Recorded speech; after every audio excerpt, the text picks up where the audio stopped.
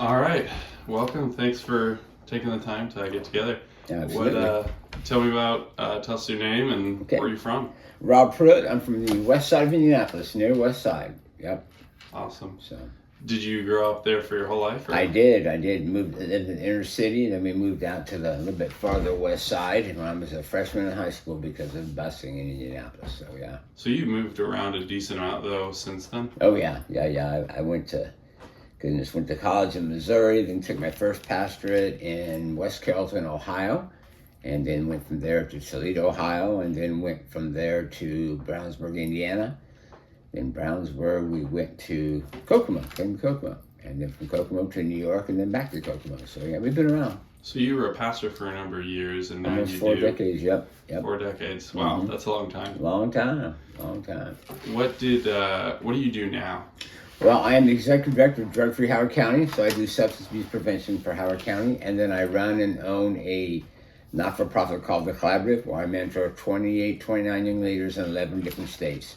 And to do leadership development and pretty much anything they want to talk about, they get to set the agenda, and we do a hour and a half meeting every 2 weeks, or every week, depending on how frequently they want to meet.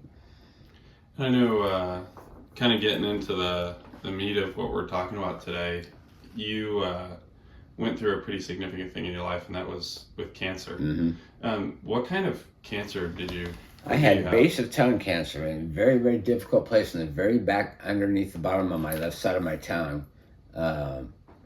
Went and saw a specialist who took a biopsy and came back positive. So, yeah, basal cell, I believe it was.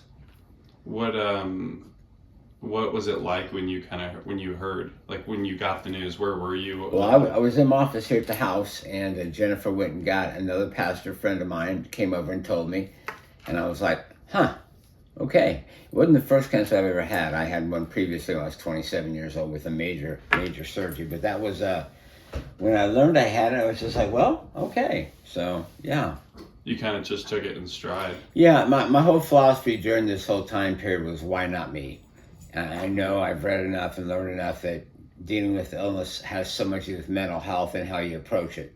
And I decided to not approach it as a victim of why did it happen to me, why did bad things happen to good people. I'm like, why not me? Why should I be saved from the suffering and the misery of the world? I'm not exempt from that. So I just kind of leaned into that and said, okay, God, whatever you're going to do to get me through this, I'm going to trust you.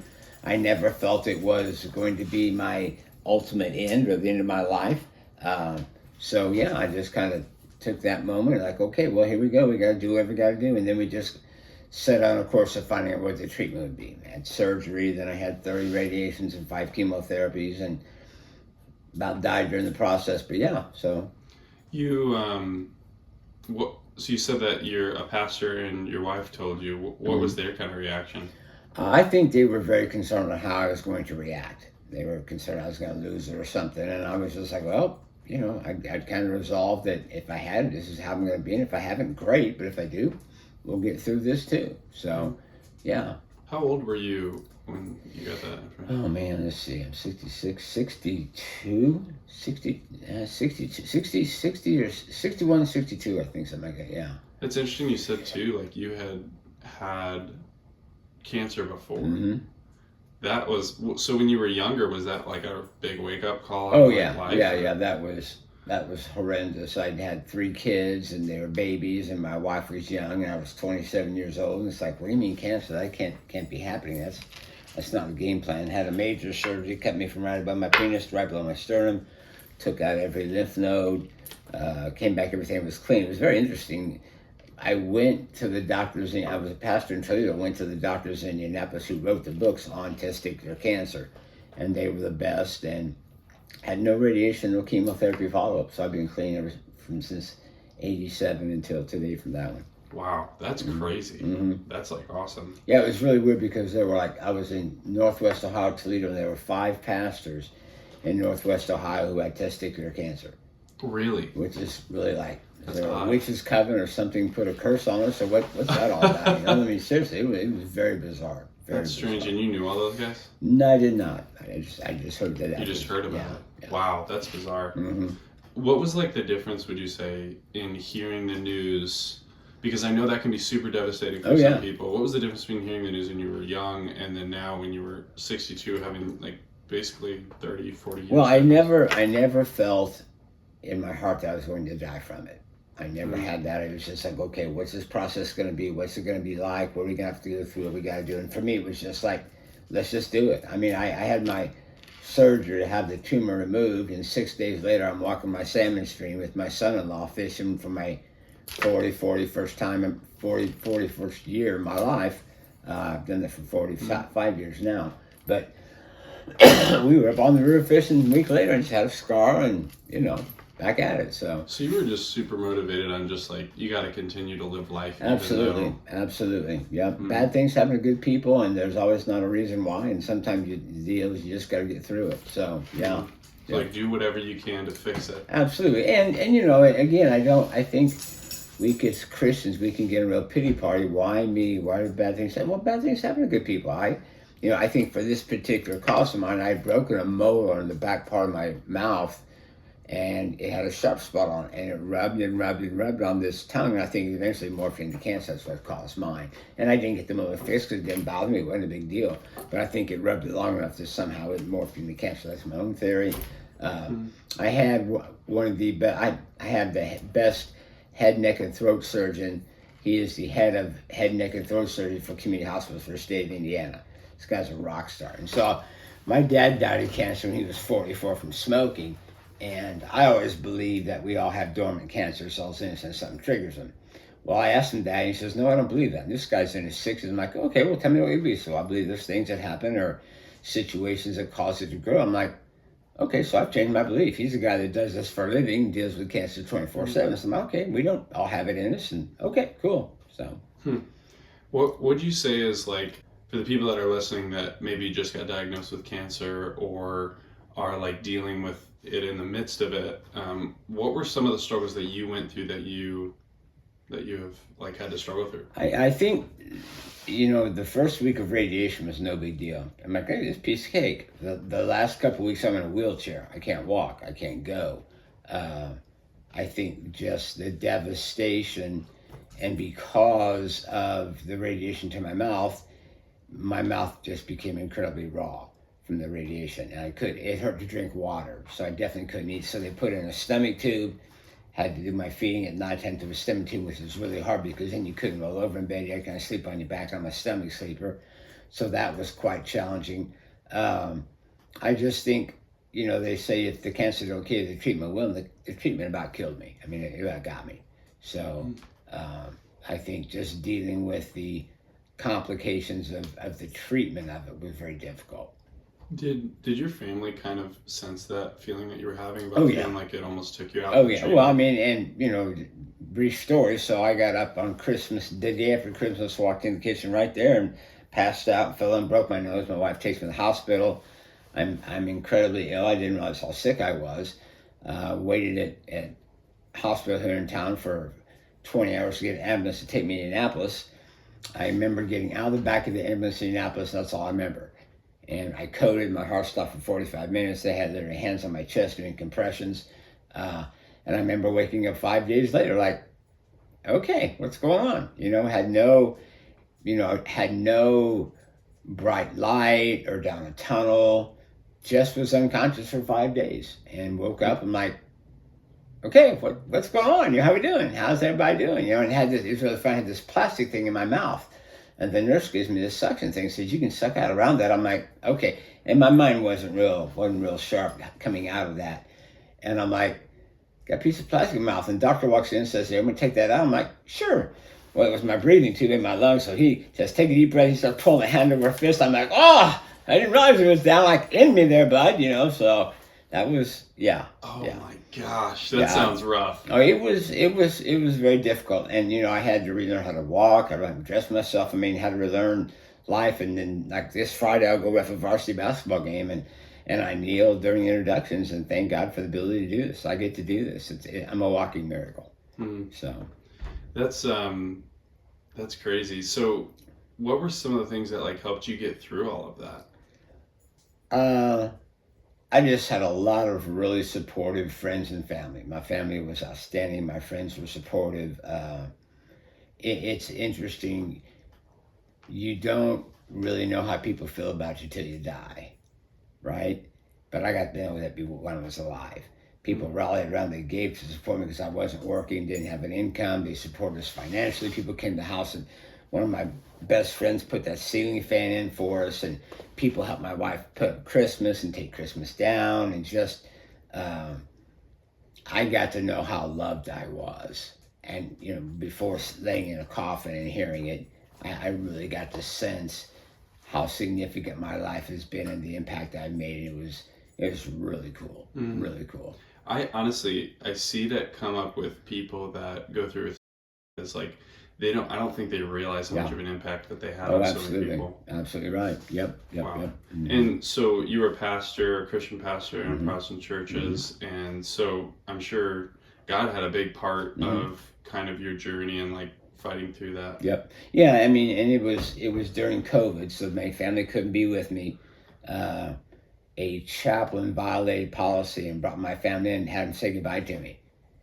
And I remember my son telling me they're in the elevator walking down, he looks at his two sisters and said, "We just say goodbye to my dad. We just say goodbye to Dad." And so, they were preparing for the worst. And, it's been really cool because my daughter puts stuff on Facebook and just updates, and they come up on my memory. And I guess we go back and read what she said. It's just really, really, really significant to hear the feelings and hear the thoughts and all that was going on in their hearts and their heads through this. But yeah, I mean, I spent 5 days in the hospital, and I think I spent another, after being unconscious, then I spent another 2 or 3. Then I went to a rehab hospital, and it was COVID. I was in that hospital, I think, for 4 weeks. I left my room twice. I was to be weighed. And it was a real mental challenge. And my whole mindset was, I'd call my wife and say, "Baby, I'm one more day closer to coming home. One more." And that's how I had to stay. I had to think that way, because if I didn't, I'd get too messed up. But the rehab hospital was a real challenge because I had no interaction. When the TV would go off, I'd be pressing the help. Hey, TV's off. Can you fix the TV? Yeah, we got problems. I'll get here and fix it. I have something to do here. So, but my family would stand outside like this at the window. It would be snowing outside, and I'd be up here in a chair, kind of pull myself over the chair, and they'd be talking to me on the phone, be looking at me. It was just like, oh my gosh. That's one of the most bizarre things, and I don't know if there's ever a moment in history where that was happening, where people couldn't even visit their loved ones that were dying. No. That must have been just insane. It was heartbreaking. It was very hard. My brother-in-law, my sister-in-law, my family, my wife, my children, I mean, they all came and stood there. And it's January and it's snowing, and they're standing out in the snow at the window talking to me. I'm like, "Guys, I'm good. You can go ahead and go home." But yeah, it was incredible. Very, very difficult times. And you probably felt really isolated in the building. Very, very isolated in the building. Yeah. Very much so. And nights and days got confused, and I couldn't sleep at night, and I listened to my phone or music, and it's like, what time is it? So yeah, it was very, very difficult. Time probably went pretty slow. I did, went very slow. Yeah. So if you could tell someone something that has just been diagnosed with cancer, or maybe has a loved one that's been diagnosed with cancer, what would you tell them? I'd tell them to fight, to not give up, to not put on the poor me thing. Bad things happen to good people all the time. The Bible's full of stories of bad things happen to good people, and I don't think that we should think of ourselves as being exempt from it. And I think that part of the testimony of the power of Christ is the witness to how we go through them. Do we go through them with our head up and with character, or do we do, the opposite of Job and curse God and die thing? And it's like, I wasn't going to do that. I've had this, and it is what it is, and we're going to fight. And, one of the Facebook posts, my son put, my daughter put, "My dad's a fighter. He's a fighter. He's not going to go." I'm like, no, I'm not done. I'm not ready to go. It was so interesting because me and my wife had just done a living will, and she had put all these qualifications on when she only wanted to live for 2. So I'm like, no, I want everything. Do everything you can. I'm not ready to put every medical intervention possible. And it was interesting. My brother-in-law's a physician, and he got a hold of the records of St. Vincent's in Indianapolis, and he saw how much medication they gave me to save my life. And he said, "If you just stayed in Kokomo, you died," because they wouldn't give me that much medication. The blood pressure medicine, my blood pressure dropped, and so on and so forth. But I just think it's so much about positive attitude, and even if if you die from it, doesn't mean it wins. one of the few things in life we get to control is our attitude. And I chose to have a great attitude and to fight through it and to do what I had to do. And I mean, I remember one day I went in the hospital and I told the doctor when he rushed me, the doctor literally took me by a wheelchair into the ER and had me admitted because I was struggling with some stuff. And it's like, okay, what are we going to do this time? You know, what's going to happen now? And I spent 2 or 3 days in the hospital that time and we went on. But yeah, it's just, it's interesting because there's so many things. You know, when you have chemotherapy, you're not supposed to urinate standing up because it's a spray, because your urine contains the chemicals from the chemo and it can spread throughout the house. I didn't know that stuff. There's so many things like that you learn about that's like, yeah, I'm okay not knowing that. You know, I don't necessarily need to know it, but just stuff like that you learn when you go through it that experientially, I think it really has so much to do with your attitude. Yeah. So with family, even, did you ever have like conversations with them where you were almost encouraging them, or were they mostly I think they're mostly encouraging me. I mean, before I went in the hospital with the whole death experience, I was just kind of out of it. I mean, the 30 radiations just took it out of me. The 5 chemos I was just blah. I remember the day before was Christmas and we were at Zach and Katie's house and I had to go downstairs. I had my son laid beside me and helped me downstairs. I mean, I had no strength whatsoever. Just couldn't go. So, you know, and those 20 hours in the hospital in Copeland, I have no recall of them. None whatsoever. I can't tell you anything about that. I do remember getting the ambulance. I remember getting taken out of the ambulance. That's all I remember. What would you tell to people who, someone that they dearly love just got diagnosed with cancer? Yeah, I would just say be there for them, support them, ask them what they need, love on them, care for them, attend to them. That's probably my biggest word is attend. Just attend to their needs, to be present for them. Ask them, you know, how can I serve you? What do you need? What are you going through?